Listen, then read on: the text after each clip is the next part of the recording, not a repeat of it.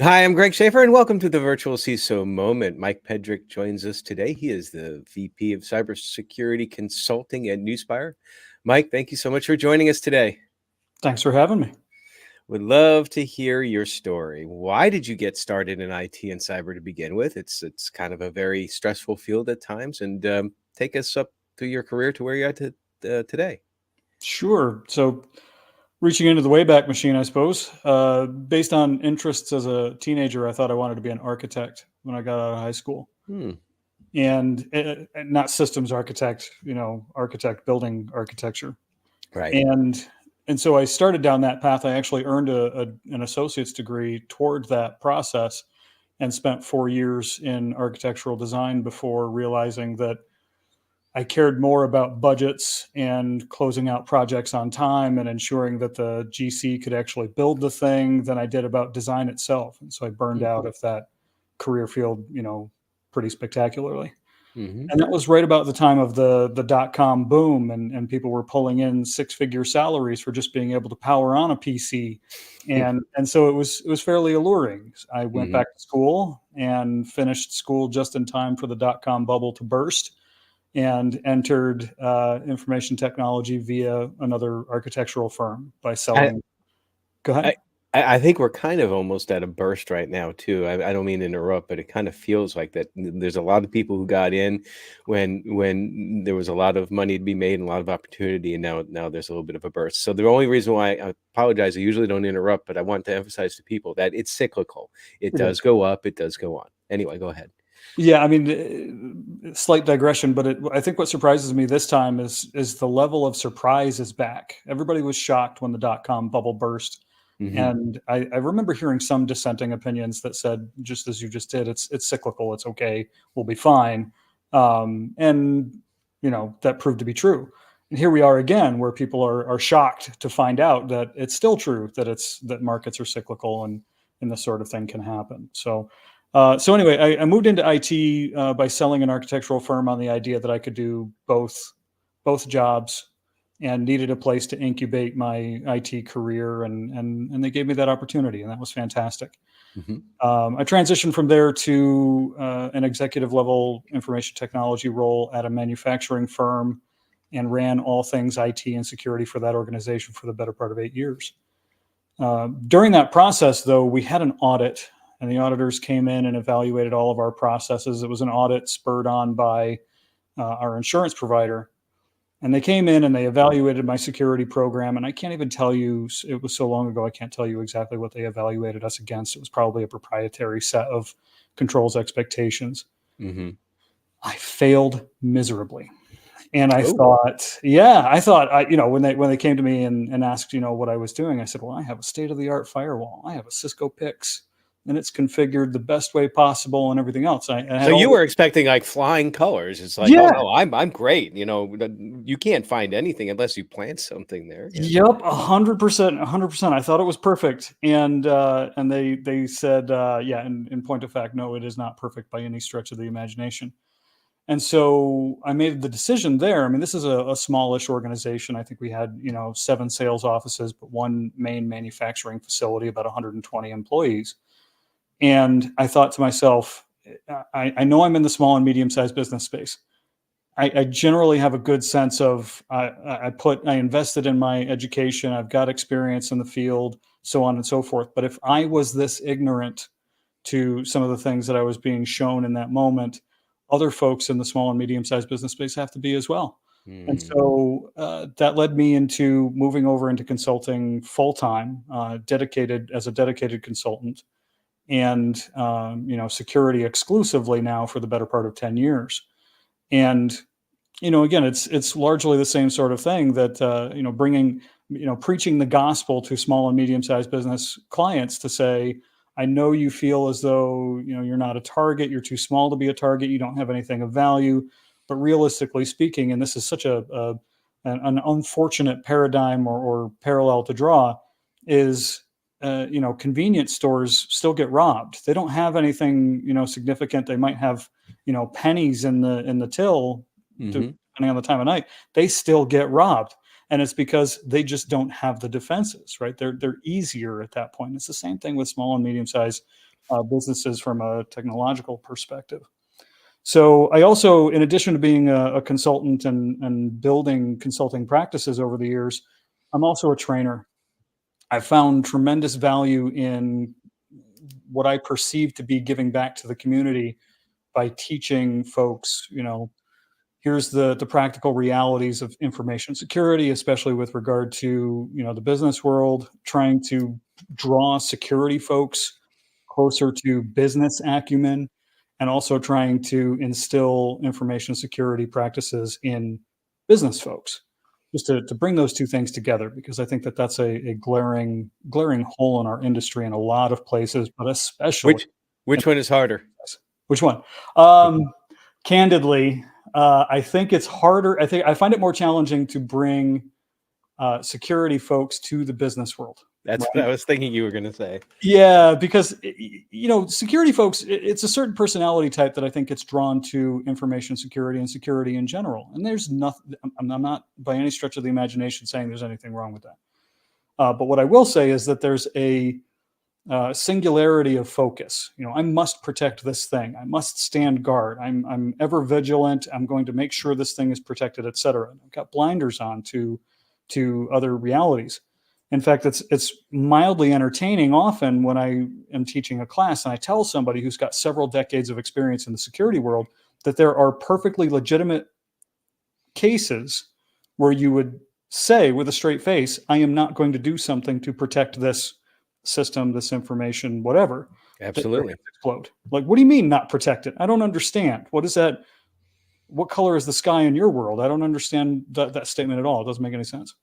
My moment, my epiphany with that, if you will, in my career was probably about plus or minus like maybe 23 years ago. And it to make I've said this story before on the podcast. To make a very long story short, it involved bringing fiber optics to a new building on campus, the college I was working at, and we had always said that it had to be in conduit and encased in concrete because of, backhoes coming and all that, because that's what happens. And the CFO of the university said, no, we're going to accept the risk. And I was aghast. I was like, how can you accept the risk there? He's like, there's nobody that's going to dig in that area for the next 25 years at least. And you know what? Nobody's dug in that area for 25 years. Right.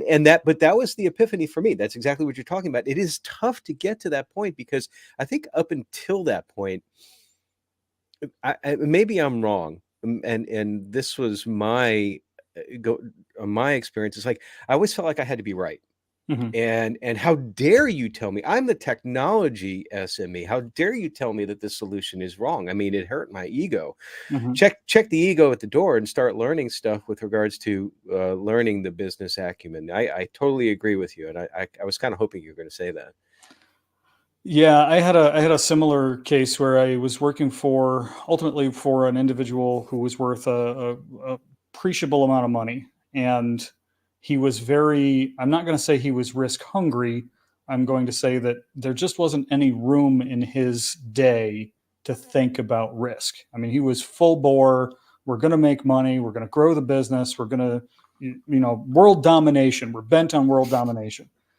And he would ask for things that I would bristle at. He would ask for certain things, tantamount to giving, throwing the doors wide open, come pillage the store, so to speak. And I would push back and say, listen, here's what's at stake. Here's what the risks are. And of all people, like, you have a lot to lose. Can you meet me halfway at least? And his stance on things was, whatever happens, I'm going to write a check and it's going to go away. And I had a real hard time with that. I thought, inevitably, there's going to be a case where you can't, like, that check will bounce. You can't write a big enough check to make that issue go away, right? Mm-hmm. And so an ounce of prevention is worth a pound of cure. How about we dial it back, boss? And ultimately had to come to the realization that one of us was going to relent first, and it wasn't going to be him. And so that was my cue to, find the way out of that relationship. Well, and that's actually a good point though too in some aspects in that um and I know we're getting on so many tangents. That's okay. Mhm. There's been a lot of discussion with regards to the role of the CISO, talking about solar winds and all of that, and Yes. who owns the risk and who is responsible, who's the scapegoat, so to speak. And and I've always held the position that the CISO, or in this case, a virtual CISO as well, is really one of their primary responsibilities is to let the board of directors and the C-suite have as much information about threats and risks to the environment so that they can make risk-informed decisions. And it's tough sometimes because in your case, it's like, well, he was making a risk-informed decision. He's like, Mhm. I'm going to take the risk because I have compensating controls, a lot of money that will be able to handle that. And I think that's a level of reaching that maturity when you're becoming an advisor to businesses, that it's like ultimately whether you're in-house advisor, the CISO is still an advisor unless you actually are named an officer and you have responsibilities and can be held to that beyond that. But generally speaking, CISO is an advisor, and a virtual CISO is Mhm. even more so as a consultant. And getting to that point and understanding that really you are a risk advisor is a level of maturity, I think, in the arc of any career. Yeah, I try to get that across to not just my students and candidates, but also the people that I've hired over the years. That you have to divorce yourself of the emotional component. If you outline, lay out the argument. This is what's at stake. These are the threats. This is the risk, and here's my recommendation. And whomever it is that you're giving that pitch to declines to acquiesce, one of two things is true. You made your argument convincingly and they made a decision, or you failed to make your argument convincingly. In the latter case, now you have to make a decision. Do you turn around and go back into the room? Do you feel that strongly about it? Are you willing to die on that hill? Or do you just, take the mental note and say, well, next time I'm going to, approach this argument this way. But ultimately, it wasn't your decision to make. So Mhm. there's no point in being emotionally invested in the outcome. Just do your job, go in, lay out the argument. This is what's at stake, and let them make the call. Now, I think that in a lot of cases, it's not just divorcing yourself of the emotional component of making the pitch, making the argument to executive leadership. It's also the idea, you know, what I'm driving toward, what I'm circling around to somewhat circuitously is that a lot of CISOs end up being scapegoats because they want to absorb some of the responsibility for the program. Mhm. And I say that, I don't want to say that flippantly because, of course, they have responsibility for the program. But what I mean is when executive leadership comes to them and says, how are we doing? What is our program? How secure is our program? There's an attraction to telling the tale in as favorable a way as possible. Oh, we're doing great, boss. We're totally doing great, right? We Mhm. haven't had any breaches this year. Knock on wood. We haven't had any of these concerns. Our metrics look fantastic. A-OK. Please remember this at review time, right? When realistically speaking, that is probably not the truth. No, it's There probably the worst thing to say, actually. Exactly, exactly. And there's always something. You can pick any CISO out of a crowd and say, "Do you have like something that keeps you up at night or at least gives you pause during the week?" They're going to say, "Pull up a chair, right? Let's Mhm. have a sit down and talk about that." But they don't have that exact same dialogue with executive leadership, right? So I think that's a thing that we also have a tendency. It's sort of the superpower of the consulting side of the house, right? Fractional CISOs, virtual CISOs, et cetera. If I tell a client to do that, I recommend a client do something and they don't do it and something happens anyway, I might lose that client. Mhm. If I have the same scenario where I'm on the payroll for an organization, I lose my job. And losing the client can be, unfortunately, a powerful motivator, and even losing the job too. But thinking about from the consulting side, can be a powerful motivator for giving advice that maybe that they want to hear instead of what they need to hear. Would you Mhm. agree with that? I would totally agree with that. Because that's one of the common themes that I've heard on this platform is a lot of times people will say, "Well, bad advice is really one of the largest risks that in that environment that there is." And then I can I can understand the draw, but obviously certainly don't agree with it. And I think everybody has that moment though in time, at least one, but I can think of one for myself when I did exactly what you said. New CISO, new job, and going out to lunch with the CEO of the company, a meet and greet. It's like, this is great. It's like I'm getting FaceTime. This is Mhm. wonderful. We're building a relationship. So he asked me over a burger. He said, "So, are we secure?" And I said, "Yes, sir." Instantly regretted it. Mhm. And probably about an hour or two later, it's like I went to his office and let me just clarify that. It's like I haven't seen anything in the 3 days that I've been here that gives me any angst, but I've only been here 3 days. Right. And I'm sure that there's something. And he kind of laughed. He's like, "Greg, I knew what you meant." It's like, but that's okay. But it wasn't okay because that's the worst thing that you can say. Right. Go ahead. Oh, I was just going to say, I completely agree. And I always try to lead in with anybody, whether it's a client or, somebody in a different capacity, that secure to me is at best, it's like a rare flower that grows on the side of a mountain and blooms for 30 seconds every spring, right? Mm, You are secure and then something changes, something happens often outside of your control. Now you're not secure. And so right. it's the first thing I try to tell everybody that I'm speaking to is that there's no utopian oasis where we get there and now everything is secure and we don't have to worry about this. This is diligence. This is brushing your teeth every day. This is the way we are going to conduct ourselves from now until it's time to hang it up and hand it off to somebody else. And that's just how it is. And so secure? No, never. I could never sign off on that. No. So and I'm sure you appreciate this as well. It's one thing for me to tell candidates and subordinates and stuff that you've got to commit to this. This is the way you have to conduct yourself. And then I'll be the idiot looking somebody in the face going, "Yep, yep, perfect, everything's great," and then regretting it, just as you said, not 10 minutes later. Yeah. Well, there's a lot of risks involved with small and mid-sized businesses in that space, and understanding and making sure that you're giving them the right information so that they can make actionable decisions is Mhm. certainly something that we're responsible for. But you've been in the small and mid-sized market now as a consultant in cybersecurity for quite some time. Mhm.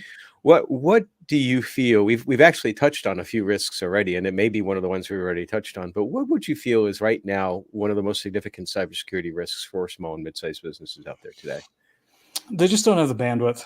I think that most small and medium-sized businesses fall into two buckets: either those that understand they're at dramatic risk and just don't have the bandwidth to do anything about it. Never mind that they don't know what to do. There's just no room in their day to absorb that knowledge or engage the right professionals, etc. Hmm. Or they're still stuck in the idea that they're too small, they're not a target. And the case that I usually make for those organizations typically is that, let's say that we have two companies. We've got you and we've got a major corporation, right? With hundreds of locations, thousands of employees, etc. If the same attack is perpetrated against you and the large corporation is going to weather that storm. They're going to, even if they have just a trash information security program, risk management program, they're going to weather that storm. I mean, look Mm. at literally Target. As you unfold that story, it just makes Target look like bumbling idiots from a risk management perspective. They're still operating, but that same sort of attack that occurs to Bob's tackle shop, Bob's closing the doors the next day. That's just how that's going to be.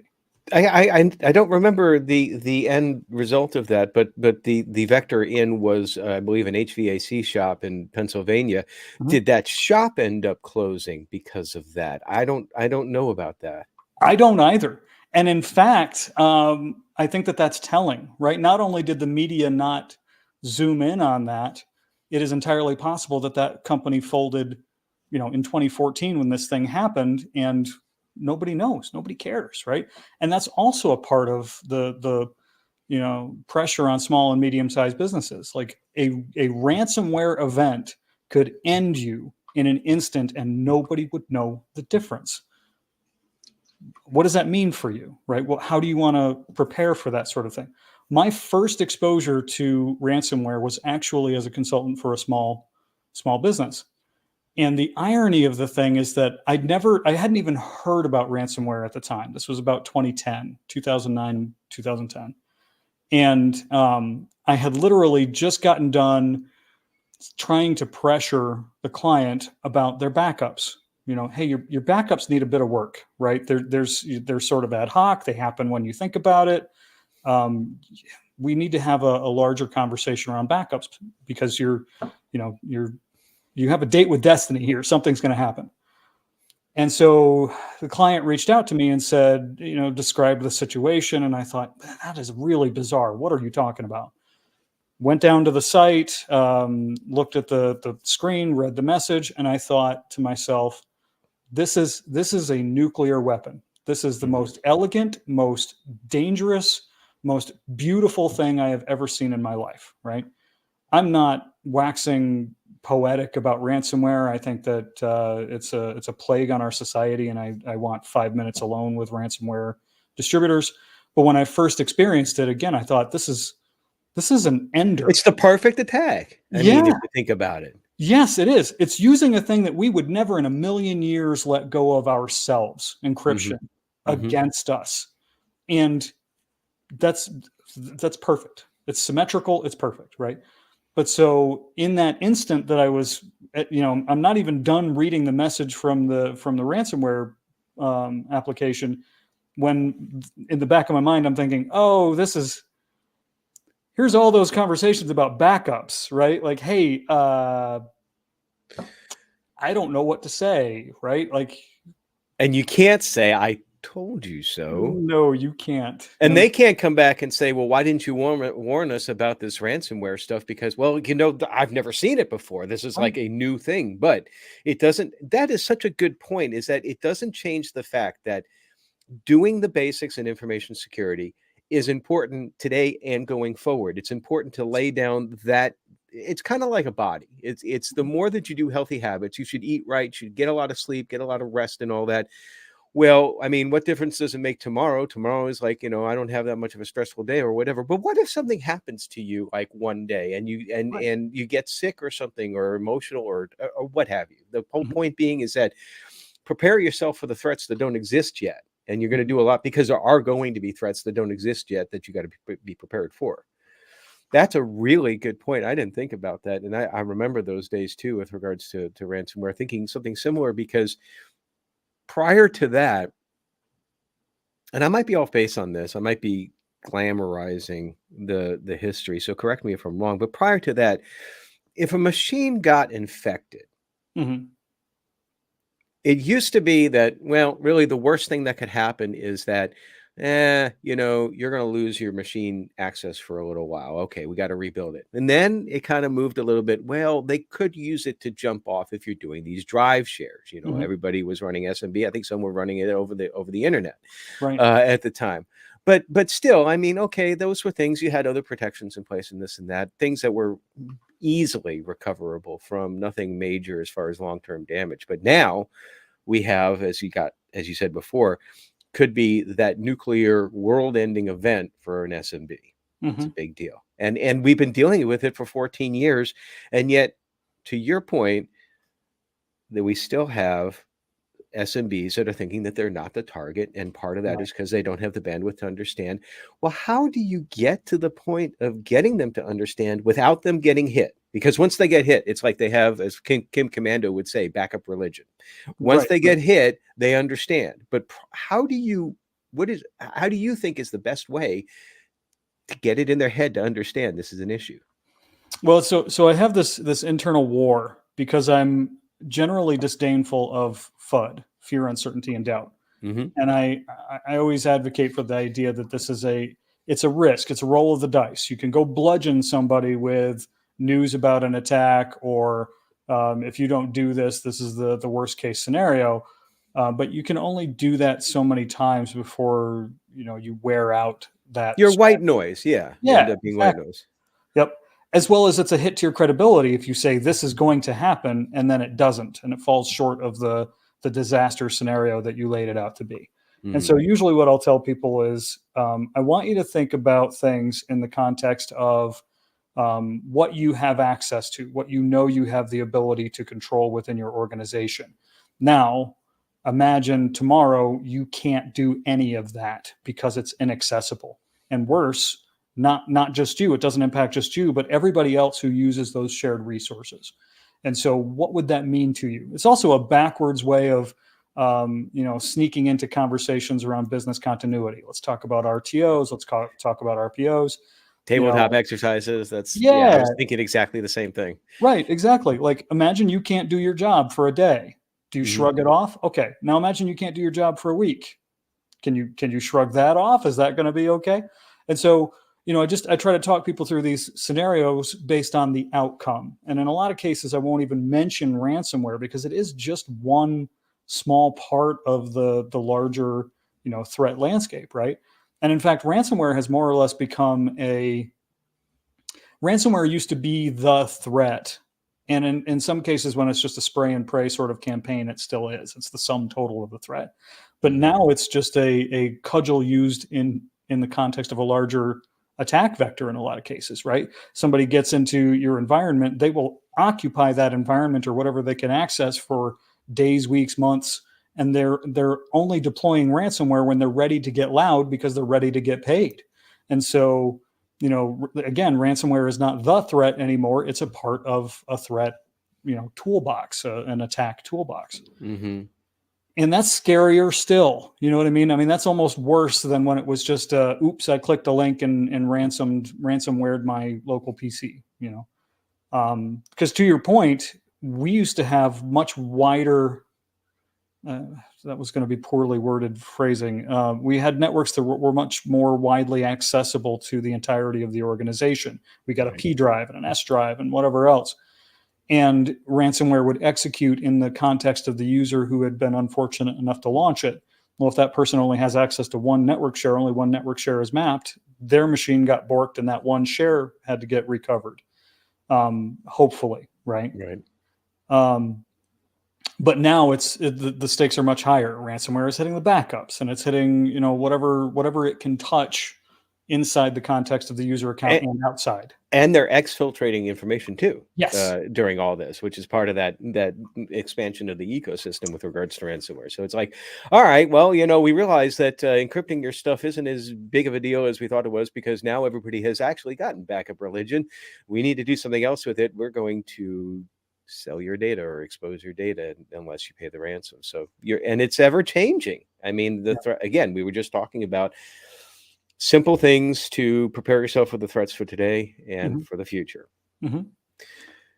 So very sobering. And of course, this gets me now to thinking about stress and cybersecurity and all that. We have, particularly those of us, I've been around a long time. You've been around for quite some time. And there's always something stressful because things do change, and that's okay. Sometimes people thrive on the stress with regards to that, but it can be negative as well too. And I think it's very important that people get away from that stress and decompress. What's one of the things you do to shut off from cyber and recover and recharge? Well, I'll be honest. Since I was a teenager, I've been hopelessly addicted to cars, and so I don't do as much wrenching as I used to. There were times where I would take a car down, on a Friday night and still be wrenching on it on Sunday night, need it to drive to work on Monday morning, and those days are over. That's not a part of my life anymore, but I'm still drawn to the culture and drawn to, being around that sort of thing. And so this is as good a place as any to make a pitch for a group that I'm a part of called Rally North America. Every year we do a rally for charity. It's basically a scavenger hunt. There's 80 teams that come together in some small town somewhere in America. We know where our hotel is at the end of the night, but we have no idea about where our checkpoints are during the day until we get to, the green flag. They hand us a clue card. We got to figure out what's on the card, how to get there, and do so, more quickly than everybody else without encountering law enforcement.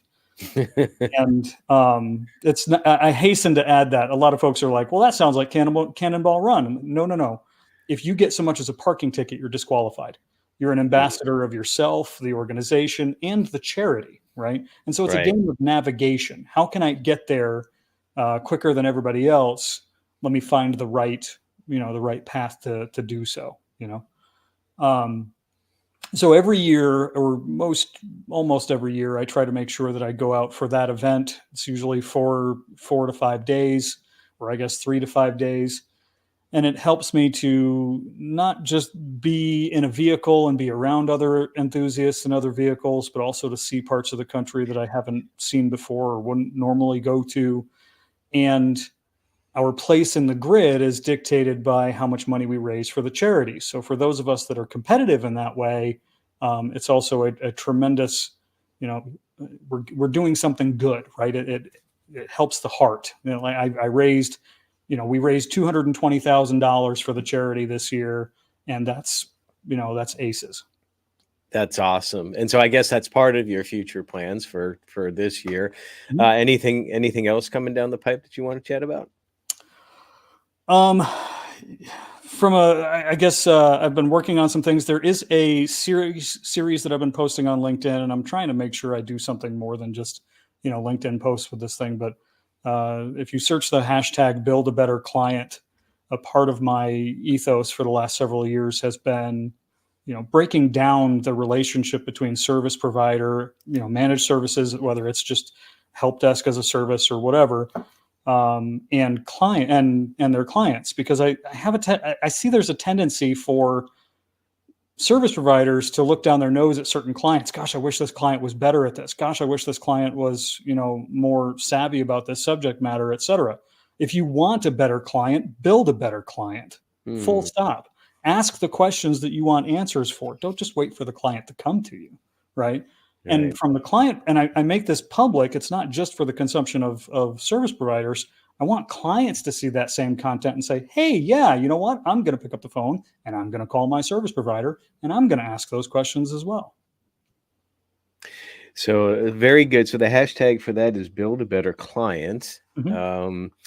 I will say that I don't think, going back in my memory, that either Bandit or Snowman got a ticket, because Justice, Jackie Gleason's character, never caught them. Came close, never caught them. Couldn't give them a ticket. No, I'm not advocating that, though. But it's always good to bring up a very good classic movie in these things, and I appreciate that. And I appreciate your time, Mike. It's been a great conversation. We're a little over from what we usually do, but that's my fault because I was really getting into the conversation. I appreciate that. I'm happy to be a part of it. All right, everybody, stay secure.